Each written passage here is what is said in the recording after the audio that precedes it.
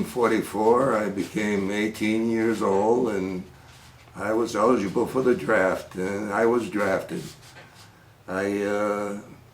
From Fort Devens, our port of entry, I was shipped to Fort Bragg, North Carolina, where I received my basic training. I was trained both infantry and artillery. From there, we went to Fort Meade, which was a reception center ready for being placed wherever we were supposed to go. I spent about 3 weeks there, and in mid-December, the Battle of Bulge broke out. We were sent directly to Camp Miles Standish in Massachusetts, where we boarded the next day. We boarded a train which brought us to Boston Harbor. Boston Harbor, we boarded a ship called the Aquitania. It was an English ship converted into a troop ship. We were 9,000 men, most of us 18 years old. We left Boston Harbor, and from then on we were in harm's way. The second night out, we went alone without an escort. The ship was armed with 6-inch guns and depth charges. The second night out, I was down, my crew, we were down in the G deck, which was just below water level. And all of a sudden we heard these tremendous blasts. And somebody hollered out, "We've been torpedoed." Well, I guess when you looked around, everybody was just as white as a sheet. And it was just a panic. Finally, an English soldier came down, and English sailor came down, and he says, "It's all right, we weren't torpedoed." He said, "We just ran over us, we think, a German submarine, and dropped depth charges." That's what they did. They had sonar, and whenever they picked up submarines, they would charge, trying to ram them, and when they passed over them, they would drop depth charges. So that was a little, anyway, from then on it was a pretty good trip. We ended up 6 days later in Scotland, Glasgow, Scotland. And there we boarded a train and through England, through Scotland, England, down to the town of Southampton, which was on the English Channel. The next day, hard to remember, but I think it was Christmas Day. We crossed the English Channel and on an LST, and we landed at Le Havre, France. And we spent that night in a camp called, I think it was called Camp Lucky Strike. The next day, they put us on a train, cattle cars. We were jammed in there, packed in there like sardines. They took us from Le Havre to a town just south of Paris, Fontainebleau, Fontainebleau, France. There we picked up equipment. We all carried M1 rifles because that's what they needed. Mostly were infantry replacements.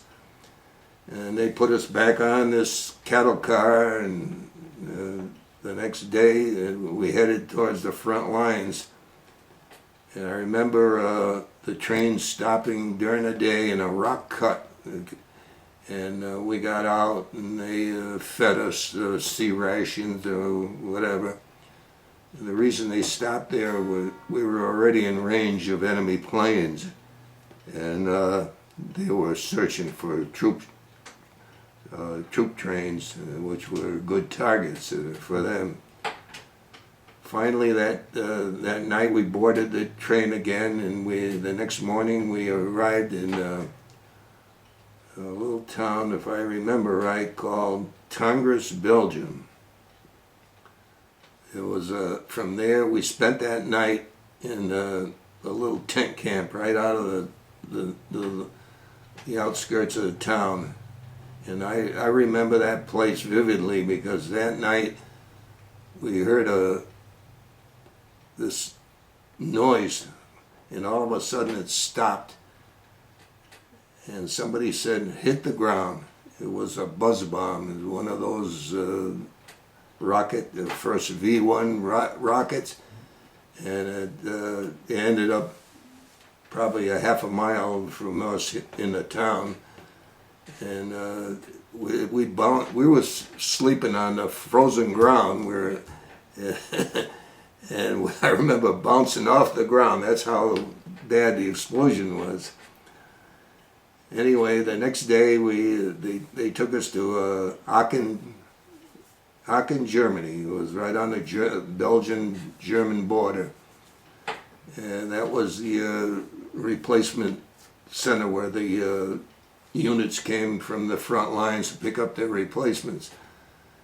And I remember being in a long line, and all of a sudden my name was called out, and this officer said to me, he says, "Come with me." He said, he gave me, I forget his name, but he said, you have to put your M1 over here and pick up a carbine. You're going to be a replacement in the 309th Field Artillery Battalion, because I was trained on a howitzer also, and we headed from there. We headed to the front lines, and on the way started seeing the results of warfare. Little towns that were wiped out by artillery, tanks and vehicles burned out along the sides of the road. The snow was about a foot of snow on the ground. The temperature was down in the teens. Finally, we reached this gun emplacement where he introduced me to the crew. And by the way, on the way, he said to me, he says, "You're going to be with this crew, this first gun section of the 309th Field Artillery Battalion, where the gun crew, most of them were killed or the rest wounded just a few days earlier by an airburst." So that was, well, from then on we spent that winter in the Ardennes, back and forth. Sometimes they'd push us back a mile or two. Sometimes we'd advance, but usually right within we were right on the Siegfried line. And it was one of the coldest and snowiest winters on record. Our casualties from trench foot and frostbite was staggering. We slept outside, we lived outside 24 hours a day with just layers of clothes on our back. No rubber wear, just leather shoes. Feet were constantly soaking wet. I was smart enough, along with a few others, to keep a spare set of stockings between my clothes and my chest, and then every couple of days I was able to change my stockings. I think that's why I still have my feet today. Anyway, things went on. We had a lot of encounters. The infantry probably had a lot more confrontations than we did, but We had quite a few. We had planes strafing us during the day, patrols, German patrols at night we had to deal with that try to knock us out and sneak up on us and try to throw a grenade, which happened a couple of times with us. And luckily we had a little submachine gun that the guy who was always on guard, he took care of things. When we moved, we had snipers and to contend with, landmines. It was an interesting. Anyway, by late February, when the weather broke, we finally broke through the Siegfried line and headed across the Cologne plain towards the Rhine River, the Germans' last natural barrier. And one morning we were called to head south to a little town called Remagen, where a railroad bridge was captured intact by a unit of the 9th Army. And our 2 infantry regiments are already crossing the river on the bridge. And our job was to set up on the bank of the of the Rhine and shell the hills overlooking the bridgehead. And I think we fired more rounds in 2 days there than we did all the months in the Ardennes. They kept bringing truckloads of ammunition to us, and there we had a secret weapon, a new fuse called a posite fuse. It was a proximity fuse that allowed the shell to explode like 50 to 75 feet before it hit the ground. And it was devastating to the German troops that were trying to advance on our bridgehead. And I think somewhere along the line, we never received it, but they tell us that they gave us we have a unit citation for that particular battle. And there's a big plaque there. Ellie and I and some friends went on a river cruise there back about 20 years ago. And we stopped there, and the abutments of the bridge, the old bridge, is still standing.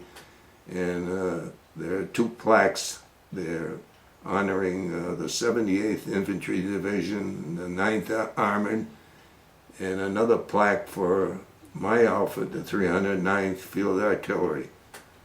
So,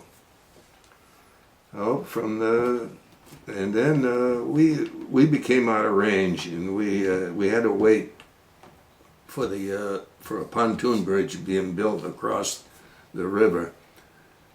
The old bridge was too rickety. It was hit by bombs. We saw the first. As a matter of fact, we saw so many airplanes there that more than we saw in the Ardennes all winter. They tried to knock the bridge out.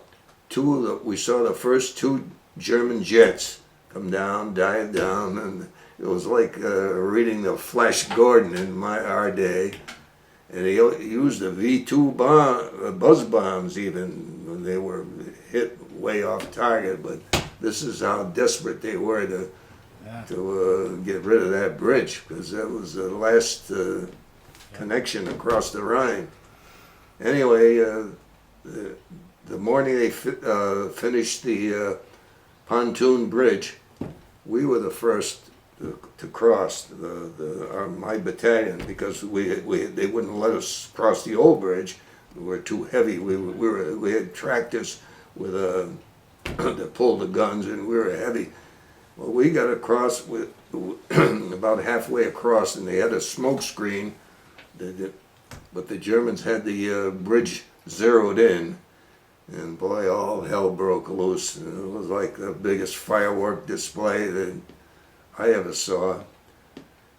We got to the other side. Luckily, we were bleeding all over from little pieces of shrapnel that hit us, but nothing. My crew was nothing, but the ones behind us weren't so lucky. They got hit pretty bad. Well, from there we ended up heading north to the Ruhr, one of the big German industrial cities of the Ruhr, and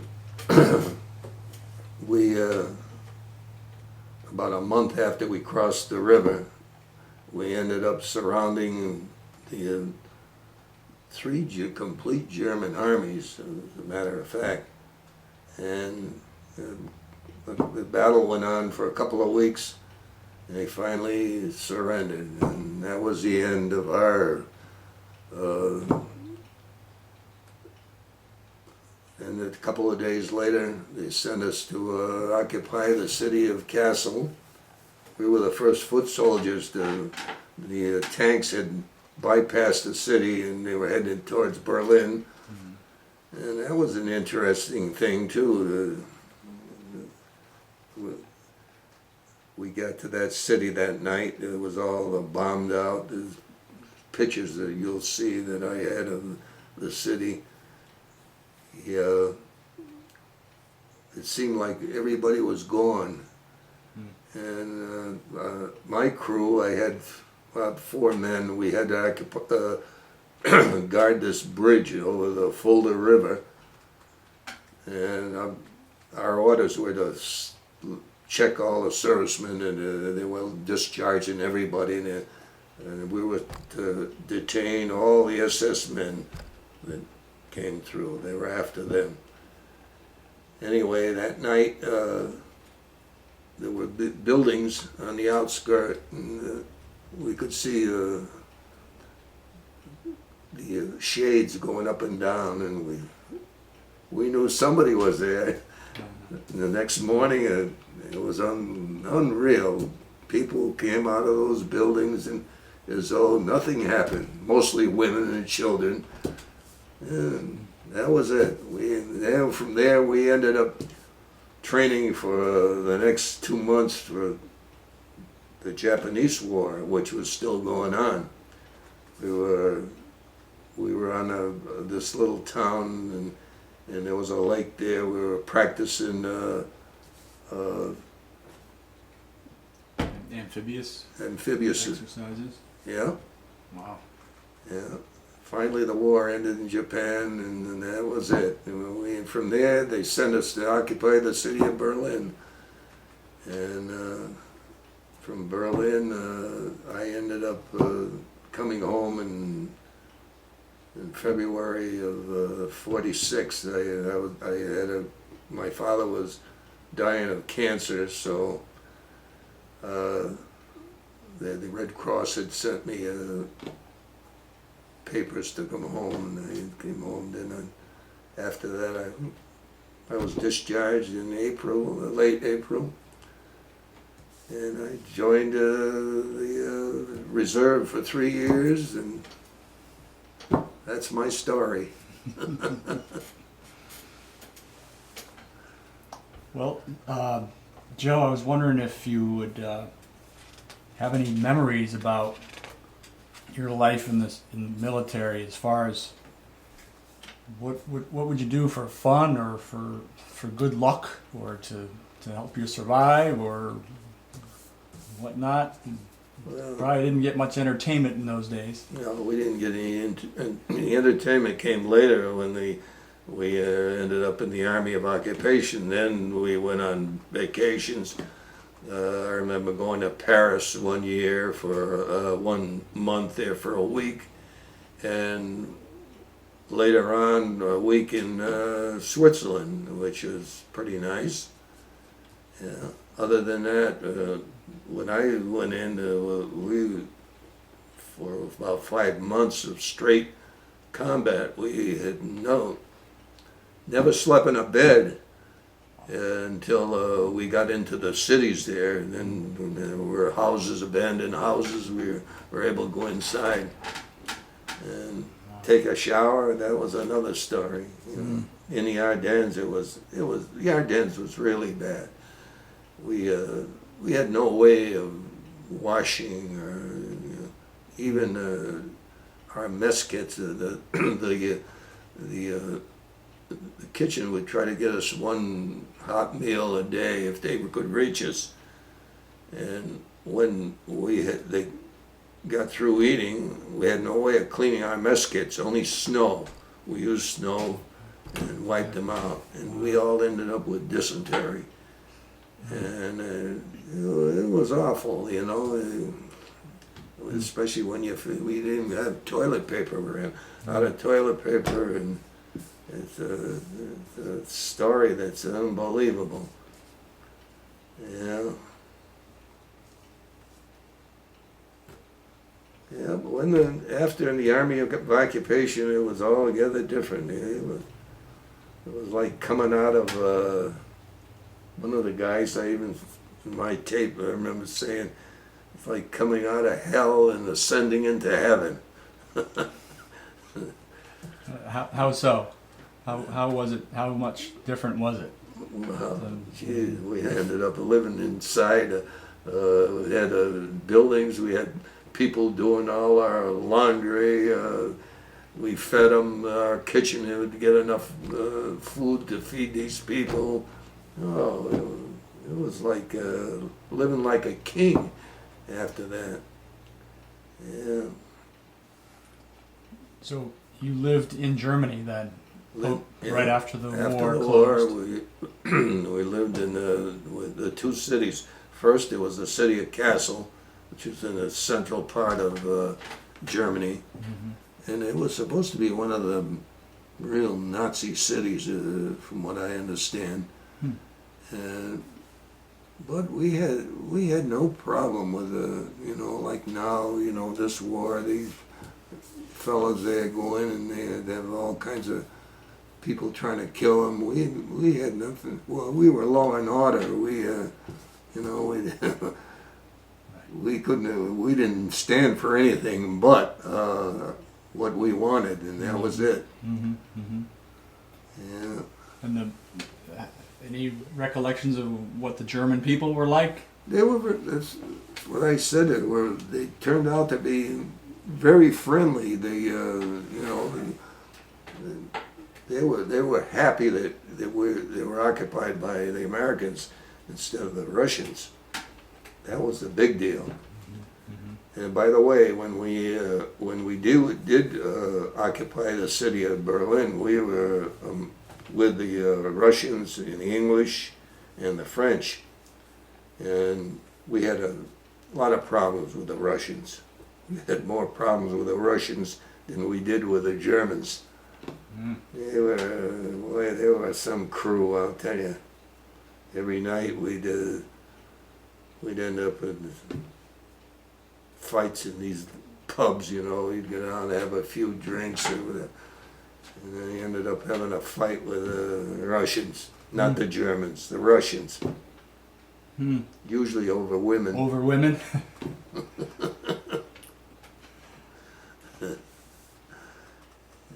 So, did you go to work or go to school after you got out? No, I went to work. My father ended up passing away. I was the only child. I ended up having to support my mother. I would have gone. I would have liked to have gone, but I didn't have that opportunity.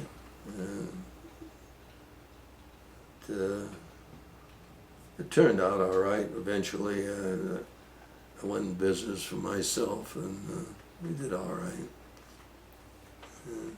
So I would have liked to go on probably engineering school and something like that. It didn't work out.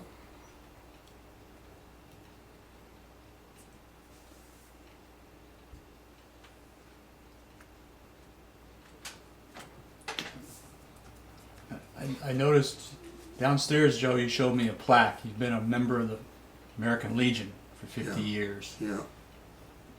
That's obviously shows some dedication. Yeah, I was one of the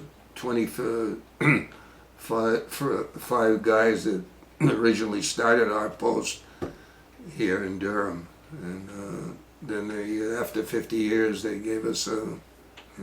Nice, nice. I belong to the VFW here in town, and belong to the Veterans of the Battle of Bulge, both nationally and here in the state. Now, do they have reunions? You know, we get together 4 times a year, every quarter, and we in in a restaurant in Wallingford, and we bring our wives if you know if your wife is still living, and we have a meeting, and usually somebody comes and speaks to us from all over. We've had VFW people come, American Legion, veterans that are decorated veterans that had stories to tell. It's been interesting. Yeah, I belonged to that for a number of years. We're getting down to, when I first joined the club, we had a membership of probably over 100 or so. Now we're down to about 28 or so left. I'm one of the youngest, of course, that could have participated in World War II, and yeah, time is running out. Joe, how would you say that your service affected your life? Oh, I've been proud of what I went through. You know, it was a tough grind there for the first year or so in that service. I'm lucky I'm here, really, for some of the things that happened to us, and you know, for a while when I first got out, I think I tried to forget what happened, and even my wife, she knew I was in the service. But it was many years after we were married that she found out that I was in a combat position there. And well, it probably made me a stronger person. You know, I've become fearless. They didn't do away with me then, and I used to say to myself, I don't know how they will now. Yeah. We spent a lot of scary nights. I'll tell you, some of the nights I remember saying, I wonder if we ever see the light of day. Not just for the war around here, but the weather, the conditions we lived in.